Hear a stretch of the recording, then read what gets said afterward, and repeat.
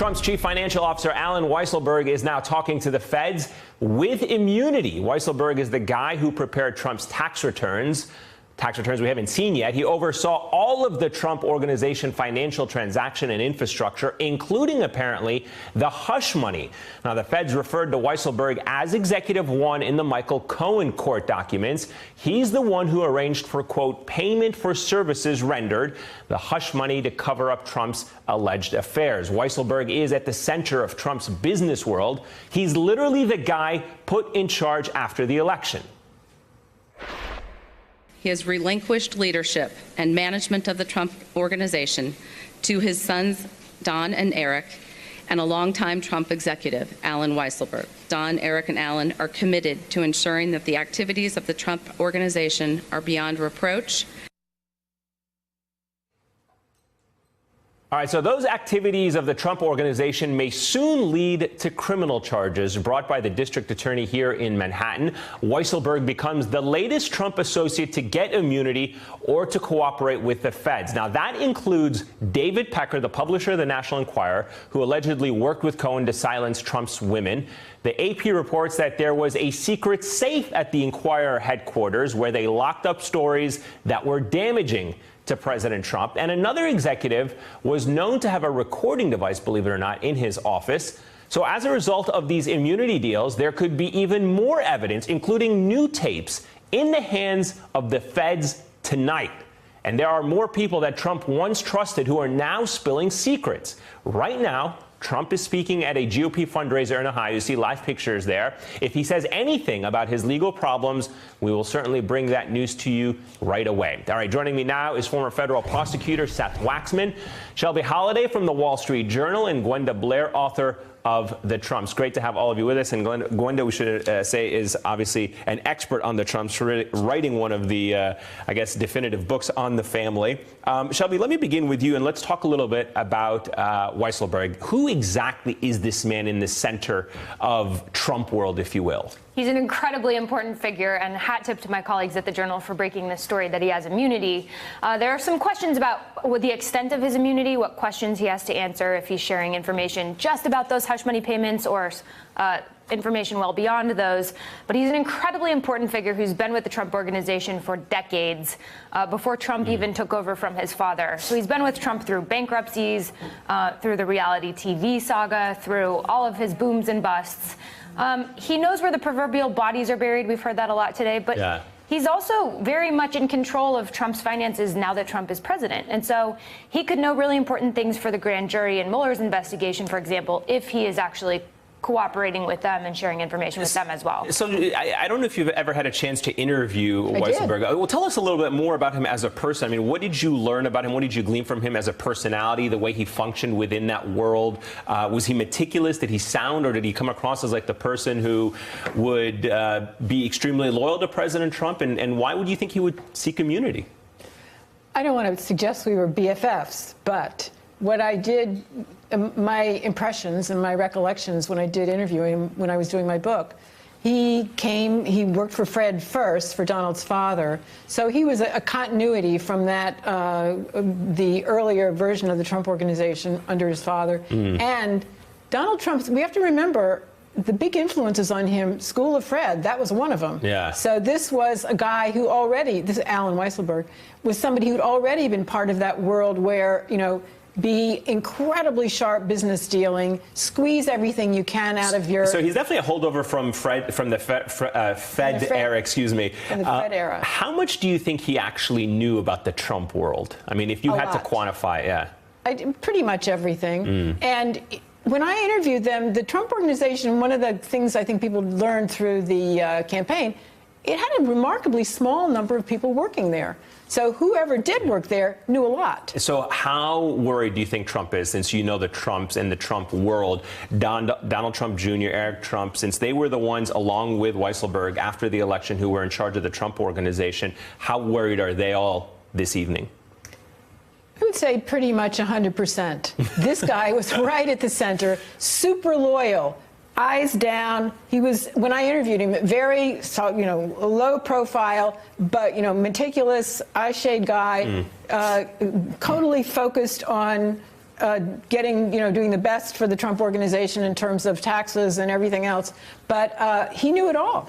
He knew it all. Seth, let me ask you a little bit about Weisselberg here and the fact that he is sought immunity. We don't know if it was necessarily something that they offered initially, or is it something he sought and then the feds ultimately offered it to him. But what does that tell you, the fact that they were willing to grant him immunity, that he now has immunity, about what kind of information he may have and what it is that investigators can be looking for that he would know? Yeah, I mean, he may have the keys to the castle. I mean, in white-collar criminal prosecutions and investigations, it's the books and records, it's the documents, it's the business transactions. And to land someone like the CFO, the chief financial officer, someone by all accounts, as your guests are saying, has been tight with the Trump organization for decades, who can walk prosecutors through those transactions, like one of your guests said, where the bodies are buried, and breathe life into those documents. That is a huge get for the government, along with Mr. Pecker and, of course, Mr. Cohen potentially into the fold. Those kinds of professional advisors that lend their expertise can really build a white-collar criminal prosecution and, of course, corroborate each other, which is key to any kind of investigation. Seth, do you know, in a situation like this, I mean, and it's hard to speculate about this case, but do you know, is it something that feds or investigators offer up early on, immunity, because they know somebody legally is liable, or to try to win him over easily? Or do you think that it's something that you negotiate, you trade information back and forth?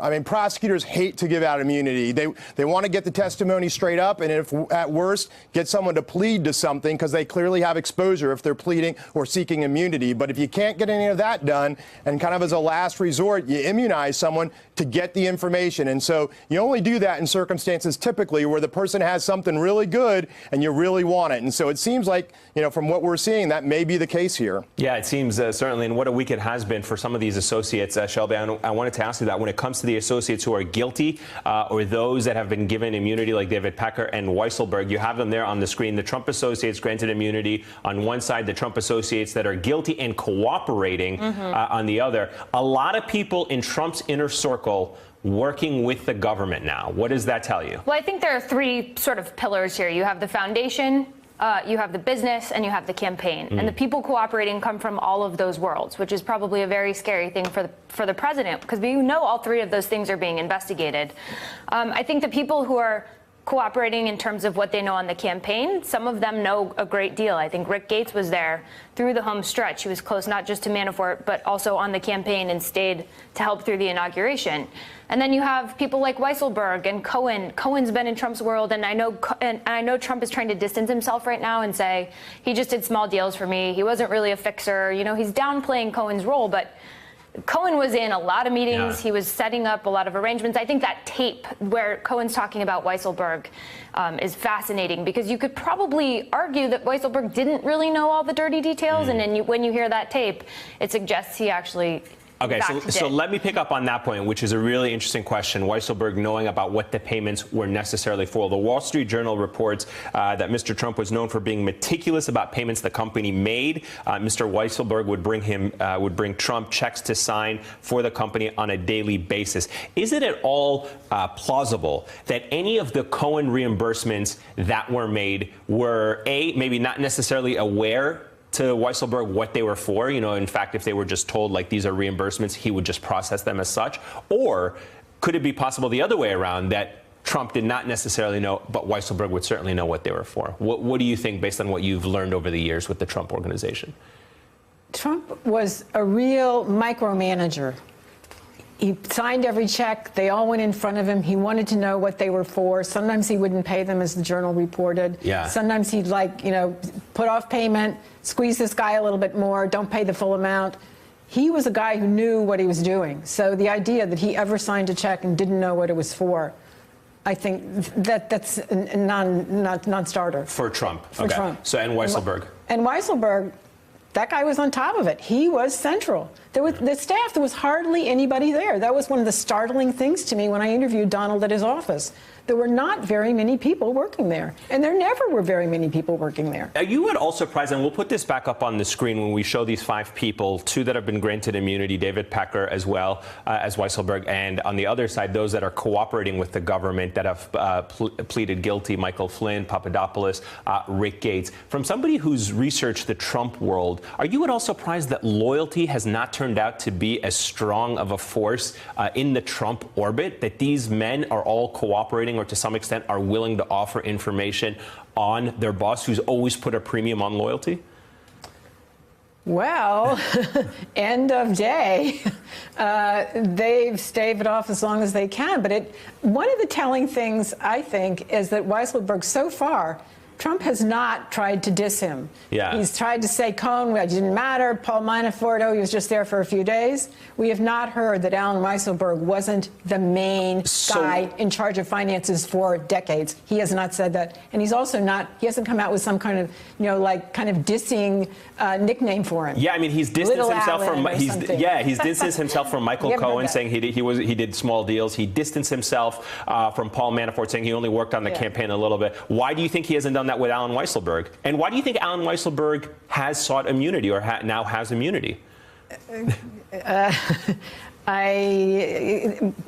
a lot of talk, a lot of comparison of Donald Trump to some kind of mob boss, that kind of model. Yeah. But is Alan Weisselberg, is he a made man? Maybe that's the question. We're going to talk a little bit. I don't know. We are definitely going to talk a little bit about that kind of culture that exists in the Trump world later on in the show. Seth, really quickly, would state charges take away a Michael Cohen pardon as a potential tool for Trump? We know he's trying to kind of perhaps signal that to Paul Manafort with some of the comments and language and the tweets saying he's a brave man and all that. If there are state charges, would that neutralize a presidential pardon? Yeah, it sure would. I mean, Mr. Trump, the president, has the power to pardon in the federal system, but not in the state system. The governor of New York could pardon someone. Of course, there's no indication that would happen. So to the extent the Manhattan DA brings charges against Michael Cohen or anyone else, the president will not be able to pardon those. What do you think right now, Seth, in terms of the investigators? What is the big picture here that they're trying to put together when it comes to President Trump through the people like Michael Cohen, David Pecker, and Weisselberg, Alan Weisselberg? What is the big picture that they're trying to assemble?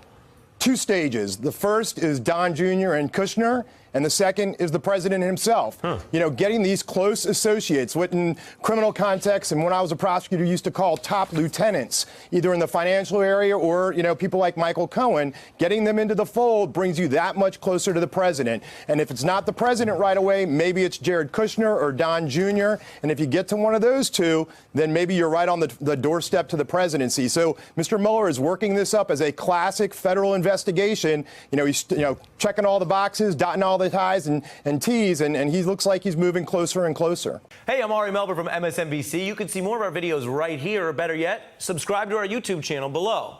You could have been anywhere in the world, but you're here with us, and we appreciate that.